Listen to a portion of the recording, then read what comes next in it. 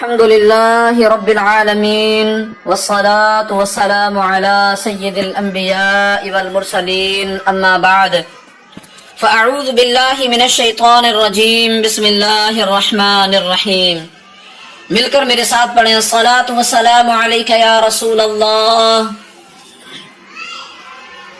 وعلى آلك وأصحابك يا حبيب الله الصلاة والسلام عليك يا نبي الله وعلى آلك وأصحابك يا نور الله صلی اللہ تعالی علیہ وسلم۔ فرمان مصطفیٰ صلی اللہ علیہ وسلم، تم اپنی مجلسوں کو مجھ پر درود پاک پڑھ کر آراستہ کرو کہ تمہارا مجھ پر درود پاک پڑھنا بروز قیامت تمہارے لیے نور ہوگا۔ صلو علی الحبیب صلی اللہ تعالی علی محمد صلی اللہ علیہ وسلم۔ محمد کی محبت دین حق کی شرط اول ہے، اسی میں ہو اگر خامی تو سب کچھ نامکمل ہے۔ محمد کی محبت ہے سند آزاد ہونے کی، خدا کے دامن توحید میں آباد ہونے کی۔ میرا رب عز و جل کلام مقدس میں ارشاد فرماتا ہے، قل ان كان آباؤكم وأبناؤكم وإخوانكم وأزواجكم وعشيرتكم وأموال اقترفتموها وتجارة تخشون كسادها ومساكن ترضونها أحب إليكم من الله ورسوله وجهاد في سبيله فتربصوا حتى يأتي الله بأمره والله لا يهدي القوم الفاسقين۔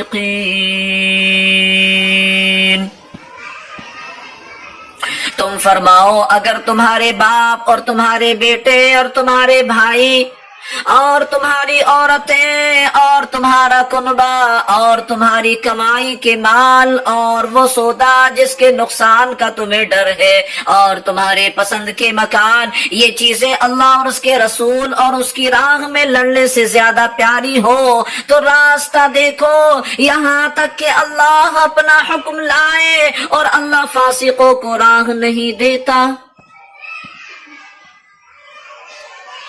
انسان کے اندر والدین، اولاد، بھائی، بیوی، خاندان اور مال، تجارت اور مکان، ان سب چیزوں سے محبت فطری چیز ہے، لیکن رب تبارک و تعالی اپنے بندوں کو آگاہ فرماتا ہے، اگر تمہارے اندر ان سب چیزوں کی محبت میرے اور میرے محبوب صلی اللہ علیہ وسلم کی محبت سے بڑھ جائے تو تم گویا خطرے کی حد میں داخل ہو چکے ہو، اور بہت جلد تم میرا غضب و عذاب اپنی لپیٹ میں لے لے گا۔ اس سے پتہ چلتا ہے ایک مومن کے لیے رسول پاک صلی اللہ علیہ وسلم سے محبت نہ صرف یہ کہ فرض ہے، بلکہ سب سے قریبی رشتہ داروں اور سب سے قیمتی متاع پر مقدم ہے۔ خود رسول کائنات صلی اللہ علیہ وسلم نے ارشاد فرمایا، لا یؤمن احدکم حتى أكون أحب إليه من والده وولده والناس أجمعين۔ یعنی تم میں کا کوئی اس وقت تک مومن نہیں ہو سکتا جب تک کہ میں اس کے نزدیک اس کے والد، اس کی اولاد اور تمام لوگوں سے محبوب نہ ہو جاؤں۔ ایک روز حضرت عمر رضی اللہ عنہ نے رسول کائنات فخر موجودات صلی اللہ علیہ وسلم سے عرض کیا، یا رسول اللہ، آپ میری جان کے علاوہ ہر چیز سے زیادہ محبوب ہیں۔ تو نبی پاک صلی اللہ علیہ وسلم نے فرمایا، اس کی قسم جس کے قبضے قدرت میں میری جان ہے، تم میں سے کوئی کامل مومن مومن نہیں ہو سکتا جب تک میں اس کے نزدیک اس کی جان سے بھی زیادہ محبوب نہ ہو جاؤں۔ یہ سن کر حضرت عمر فاروق اعظم رضی اللہ تعالیٰ نے عرض کیا، اس ذات کی قسم، اس ذات کی قسم جس کے قبضہ قدرت میں میری جان ہے، جس نے آپ پر کتاب نازل فرمائی، آپ میری جان سے بھی زیادہ محبوب ہے، اس پر نبی پاک صلی اللہ علیہ وسلم نے فرمایا، ہاں ہاں اے عمر، اب تم نے سچ کہا اور تم کامل مومن ہو۔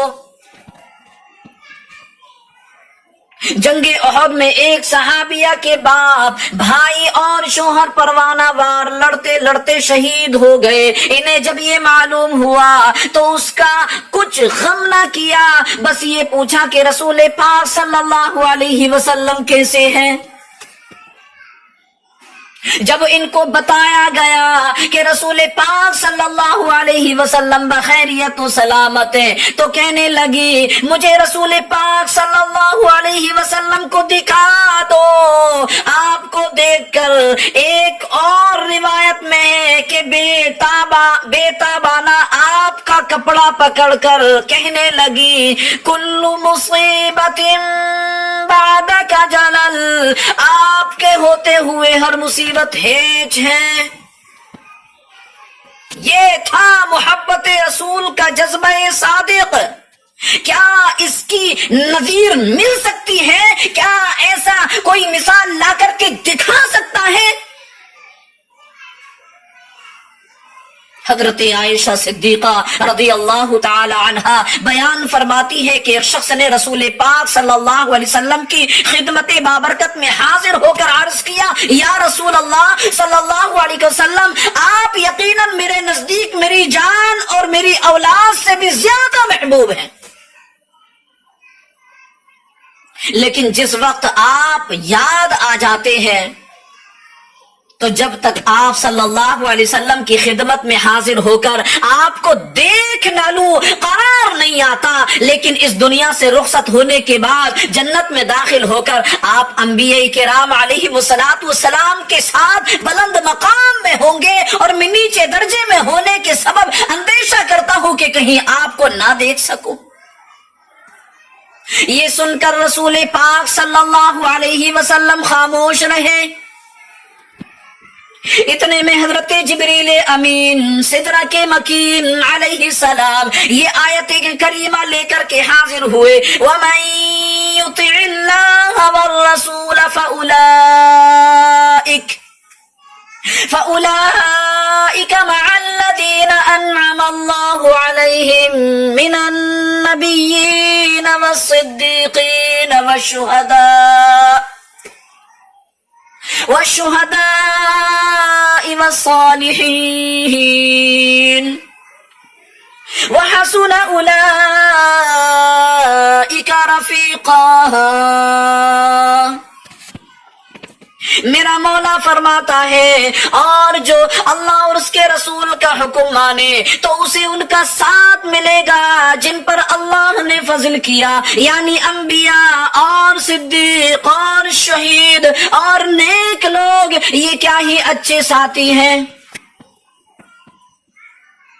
اسی لیے صحابہ کرام علیہم الرضوان ایک لمحہ کے لیے بھی نبی پاک کو بے چین دیکھنا گوارا نہ کرتے۔ فتح مکہ سے پہلے مشہور صحابی حضرت زید رضی اللہ تعالیٰ عنہ دشمنان اسلام کے نغے میں آ گئے۔ صفوان بن امیہ نے ان کو قتل کرنے کے لیے اپنے غلام نسطاس کے ساتھ تنعیم بھیجا۔ حضرت زید رضی اللہ تعالیٰ عنہ کو حدود حرم سے باہر لے جایا گیا تو ابو سفیان نے، جو ابھی اسلام نہ لائے تھے، ان سے پوچھا، زید میں تم کو خدا کی قسم دے کر پوچھتا ہوں، کیا تم پسند کرتے ہو کہ اس وقت ہمارے پاس تمہاری جگہ محمد صلی اللہ علیہ وسلم ہو؟ اے زید، کیا تم یہ پسند کرتے ہو اس وقت تمہاری جگہ محمد عربی ہو اور ہم ان کو قتل کریں اور تم آرام و سکون سے اپنے اہل خانہ میں رہو؟ حضرت زید رضی اللہ تعالیٰ عنہ نے جواب دیا، اللہ کی قسم میں تو یہ بھی پسند نہیں کرتا اس وقت میرے حضور جہاں کہیں بھی ہوں ان کو ایک کانٹا بھی چبھے اور میں آرام و سکون سے اپنے اہل خانہ میں رہوں۔ یہ سن کر ابو سفیان نے کہا، میں نے ایسا کہیں نہیں دیکھا کسی سے ایسی محبت کی جاتی ہو جیسی محمد عربی صلی اللہ علیہ وسلم جیسے ان کے اصحاب کرتے ہیں، اور اس کے بعد حضرت زید کو شہید کر دیا گیا۔ اللہ اکبر۔ ان نفوس قدسیہ نے نبی پاک صلی اللہ علیہ وسلم کے نام پر موت کو گلے لگا لیا، لیکن محبت کا سودا نہیں ہونے دیا۔ دنیا والوں کو بتا دیا کہ اسلام کی خاطر جان دینا پڑے تو دے دینا، لیکن اسلام کا سودا مت کرنا، ایمان کا سودا مت کرنا۔ حضرت بلال رضی اللہ تعالی عنہ نے حضور پاک صلی اللہ علیہ وسلم کی صحبت میں پہنچنے کے بعد آپ کے لیے اپنا چین چین نہ سمجھا، اپنی راحت راحت نہ سمجھی، اپنی جان جان نہ سمجھی، بلکہ یہ سب کچھ آپ نے حضور پاک صلی اللہ علیہ وسلم پر قربان کر دیا۔ رسول پاک صلی اللہ علیہ وسلم سفر میں ہوتے تو حضرت بلال رضی اللہ تعالیٰ عنہ آپ کو ہر طرح کا آرام پہنچانے میں کوئی دقیقہ کوئی کسر باقی نہ رکھتے۔ دھوپ کا وقت ہوتا، نبی پاک صلی اللہ علیہ وسلم کے لیے سائے کا انتظام کرتے، پڑاؤ ڈالا جاتا تو خیمہ نصب کرتے، مارکوں میں ہوتے تو نبی پاک صلی اللہ علیہ وسلم کے محافظ ہوتے۔ جب حضرت بلال رضی اللہ تعالیٰ عنہ کے انتقال کا وقت آیا تو ان کی زوجہ نے کہا واحزنھا، تو ان کی زوجہ نے کہا ہائے غم۔ حضرت بلال رضی اللہ تعالیٰ عنہ نے کہا نہیں نہیں بلکہ واہ خوشی، کل ہم محمد اور ان کے اصحاب سے ملیں گے۔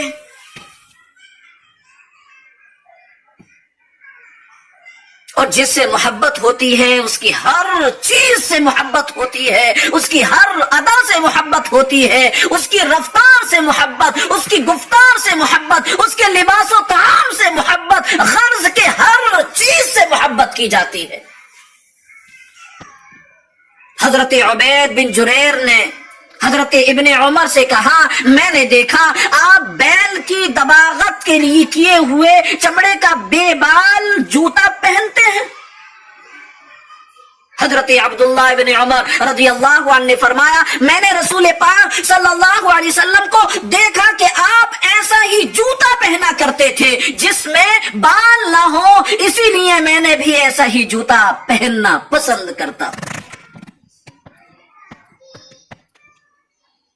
حضرت انس رضی اللہ تعالیٰ عنہ بیان فرماتے ہیں ایک درزی نے رسول کائنات فخر موجودات صلی اللہ علیہ وسلم کی کھانے کی دعوت کی، میں حضور پاک صلی اللہ علیہ وسلم کے ساتھ گیا، جو کہ روٹی اور شوروا نبی پاک صلی اللہ علیہ وسلم کے سامنے لایا گیا، جس میں کدو اور خشک کیا ہوا نمکین گوشت تھا۔ کھانے کے دوران میں نے نبی پاک صلی اللہ علیہ وسلم کو دیکھا کہ پیالے کے کناروں سے کدو کی کاشیں تلاش کر رہے ہیں۔ اسی لیے میں اس دن سے کدو پسند کرنے لگا۔ امام ابو یوسف شاگرد امام اعظم رضی اللہ عنہ کے سامنے اس روایت کا ذکر آیا کہ حضور پاک صلی اللہ علیہ وسلم کو کدو شریف پسند تھا، آپ پسند فرماتے۔ مجلس کے ایک شخص نے کہا لیکن مجھے پسند نہیں۔ یہ سن کر امام ابو یوسف نے تلوار کھینچ لی اور فرمایا جدد الایمان والا لا اقتلنک، تجدید ایمان کر ورنہ تم کو قتل کیے بغیر نہ چھوڑوں گا۔ جس بڑے سے محبت ہوتی ہے اس کی تعظیم دل و دماغ پر چھا جاتی ہے، پھر یہ چاہنے والا اپنے محبوب کی تعظیم، اس کی عظمت کا کلمہ پڑھنے لگتا ہے۔ اسلام نے تو ہر بڑے کی تعظیم کا درس دیا۔ من لم يرحم صغيرنا ولم يوقر كبيرنا فليس منا. جو ہمارے بڑے، جو ہمارے چھوٹے پر شفقت نہ کرے اور ہمارے بڑے کی تعظیم نہ کرے تو وہ ہم میں سے نہیں ہے. اور نبی آخر الزمان محمد الرسول اللہ صلی اللہ علیہ وسلم تو سارے بڑوں میں سب سے بڑے ہیں، اور اتنے بڑے کہ آج تک اتنا بڑا پیدا ہوا نہ ہوا اور نہ ہی پیدا ہوگا. اس لیے آپ کی تعظیم بھی سب سے بڑھ کر ہونی چاہیے. قرآن پاک میں اللہ پاک نے ارشاد فرمایا اِنَّا أَرْسَلْنَاكَ شَاهِدًا وَمُبَشِّرًا وَنَذِيرًا لِتُؤْمِنُوا بِاللَّهِ وَرَسُولِهِ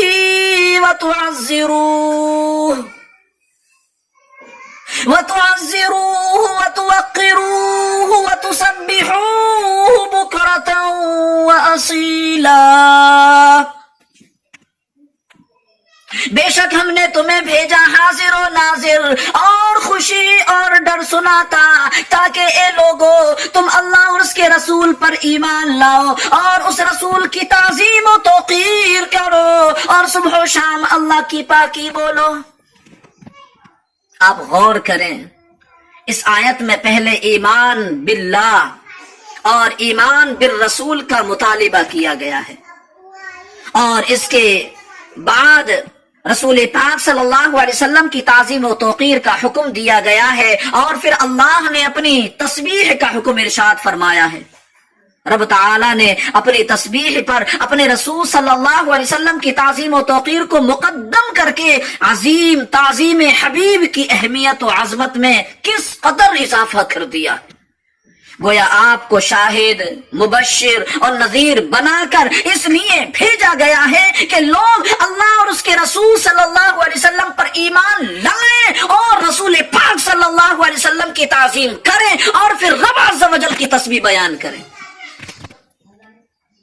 ایک مقام پر قرآن حکیم نبی اکرم صلی اللہ علیہ وسلم کی تعظیم کرنے والوں کی کامرانی کا اس طرح اعلان کر رہا ہے فَالَّذِينَ آمَنُوا بِهِ وَعَزَّرُوهُ وَنَصَرُوهُ وَاتَّبَعُوا النُّورَ الَّذِي أُنزِلَ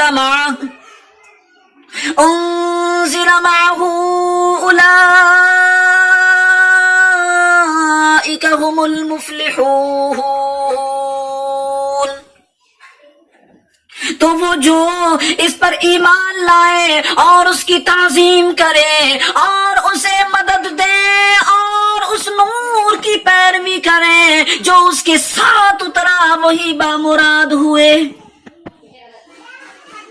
اس آیت کریمہ میں بھی رسول کائنات صلی اللہ علیہ وسلم کی تعظیم و نصرت کرنے والوں کو کامرانی کی ضمانت دی گئی ہے.